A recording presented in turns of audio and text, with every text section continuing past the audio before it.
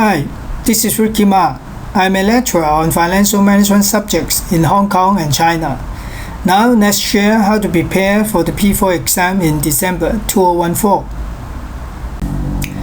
What shall we discuss about P4? If you are new to P4, please make sure you fully understand the objectives of this paper. What is the exam format of P4? Do you want to know the hot topics within the syllabus? You will study the past exam papers to highlight the most important areas. To prepare for the December exam, it may be useful to have a quick review of the last exam in June. Finally, what should you do before the exam in December? What does the P4 examiner expect from you? From the syllabus, we are told that it's an advancement of F-line. That means you are assumed to have all basic knowledge of F-line, even though some of you may have been exempted to take this paper.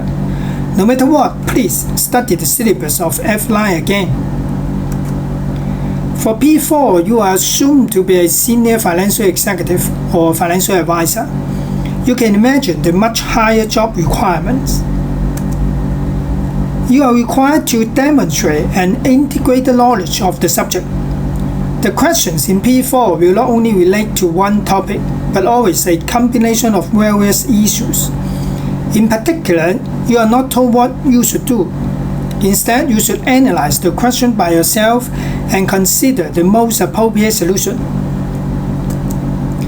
P4 emphasizes on knowledge application, but not just a knowledge reproduction.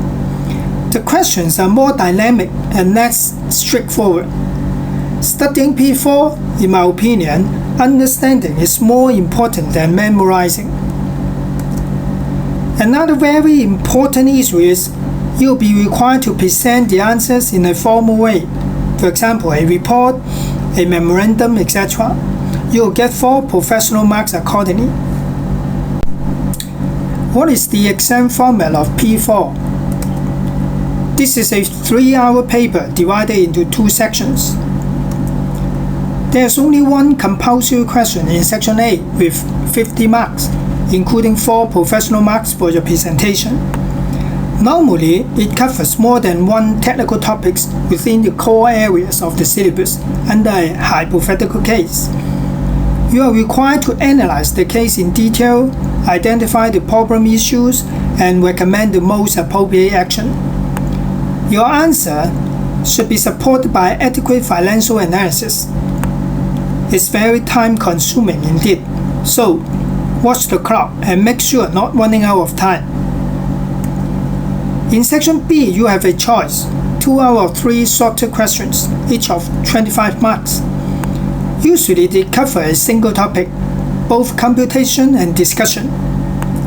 If you find it confident to do any one of the Section B questions, do it first. It will build up your confidence and may be helpful for the remaining part of the exam. The hot exam topics. For any exam, there must be some topics which are more important than the others within the syllabus. Let's look at the most recent 5 exam papers and pay particular attention to their marks allocation. They may be able to provide you with some hints.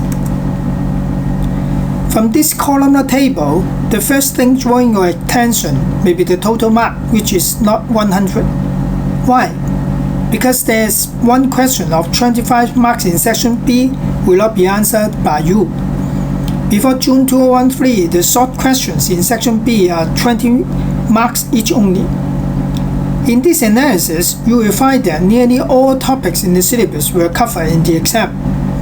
But in terms of marks, the core areas in red color shared large proportion of the total mark every time. These are investment appraisal, M&A, corporate reconstruction, and risk management. Other than the core topics, there was a short question of about 10 marks from Section A or Section B of the syllabus. So, you should know how to allocate your time and effort in your study. No matter whether it's your first attempt to P4 or you have already tried several times, it's good for you to have a quick review of the last exam in June to know the recent development. Now let's go through all the questions one by one. The question 1, a very long question of 50 marks, including complicated calculations as well as analytical discussions. To make it short, it covers two main areas, risk management and agency issues. Certainly, risk management is the major part. It occupies over 80% of the marks. It was considering the use of financial derivatives to hedge against exchange risk and interest rate risk. All types of derivatives, including forward, futures, option, and swap, were covered. You are required to calculate the financial results of various derivatives and recommend the most appropriate one. To prepare for the calculations, you should know how to select the futures contract. On the other hand, regarding options, you have to decide either buy or sell an option, whether call or put. All these are essential before the commencement of calculations. For swap contract, determine the comparative advantage between the two parties and their share of the net benefit. Technically speaking, I don't think this question is difficult, but it requires your in-depth understanding of all kinds of financial derivatives, in particular on their calculations. Another technical term on risk management in this question is duration. You are asked to calculate the modified duration of a loan. Do you remember Macaulay duration? The second part of the question requires you to write a memo to discuss two issues. Don't forget the memo format. You'll get 4 marks on the presentation. The first issue is it necessary to manage the risk? Shall we hedge? You should compare the advantages and disadvantages of hedging, its costs and benefits, etc. In addition, you may also introduce the diversification theory, systematic risk and unsystematic risk. Another issue is agency problem in respect of the local management in overseas branches. It's rather straightforward. You should talk about stakeholders' interests, cultural differences, and possible solutions like reasonable staff compensations, communications, etc. Question 2 is a question of investment appraisal. To be more specific, it requires the use of adjusted present value to evaluate an investment project. Do you remember APV? First of all, we should calculate the base NPV, assuming that the project is all equity finance, and then add up the tax benefits relating to debt finance, such as tax relief on interest, government subsidy, etc. In this question, you are not simply calculating the NPV by yourself. Instead, an NPV estimate is provided, and it has committed a number of errors. You are required to correct all of them before proceeding further. It will be rather difficult than being asked to do your own. Do you agree? At last, you should calculate the APV and also comment on your correction of different errors. Question 3 is about another technical topic, mergers and acquisitions, M&A. This question also touched some basic concepts on corporate reconstruction. After the acquisition, the acquirer decides to sell off one of the business divisions and also to spin off another division by forming a new company. Regarding M&A, we always compare it with organic growth. In this question, you are required to discuss the pros and cons of these two different forms of growth. M&A is not successful all the time. You are asked how we can minimize the risk of failure. It's about the acquisition process, including sufficient due diligence, reasonable valuation, proper system integration, etc. Finally, you are required to calculate the maximum premium to be paid for the acquisition. The first step is to ascertain the total value of the combined business, including any potential synergies. and then take out the value of the acquirer standing alone without acquisition. The net balance represents the value to be generated from the acquisition project.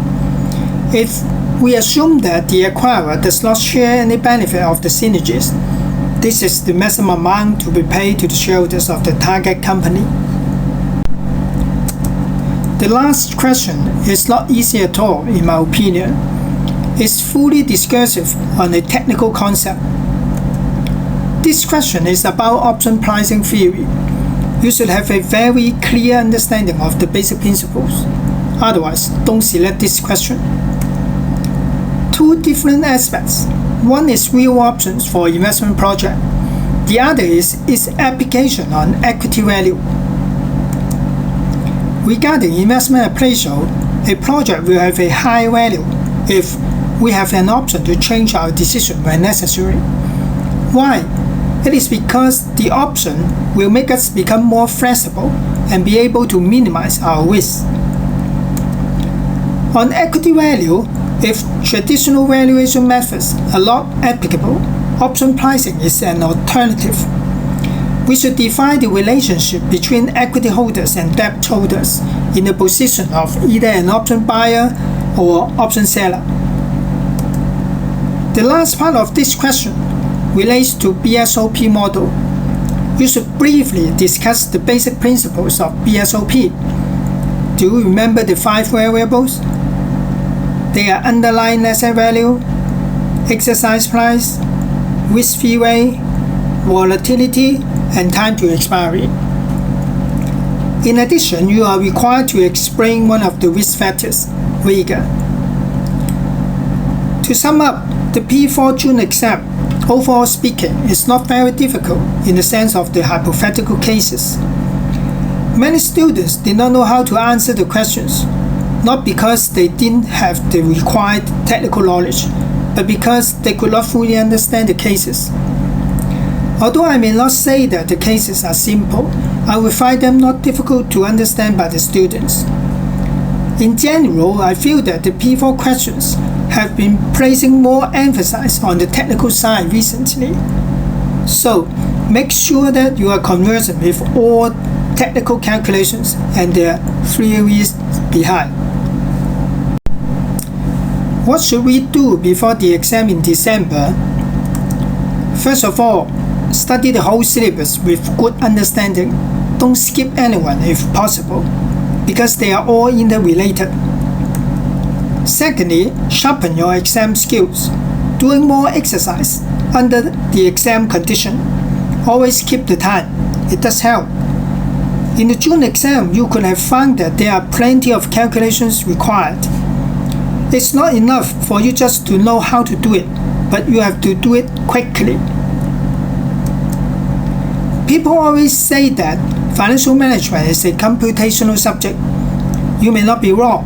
However, although computations are essential, interpretation of the financial results should be more important. Therefore, you should balance your efforts on both computational and discursive questions. That means studying the technical theories as well as calculations. Good time management in exam is always true. To be more scientific, every mark you earn should spend you about 1.5 minutes and not more. Finally, work hard. Practice makes perfect. Also, make yourself familiar with the exam by doing more past exam papers. Be confident as well. Don't look back or think of a retry. Just go for it now. That's the end of my presentation. Good luck to you all in the coming exam. Goodbye.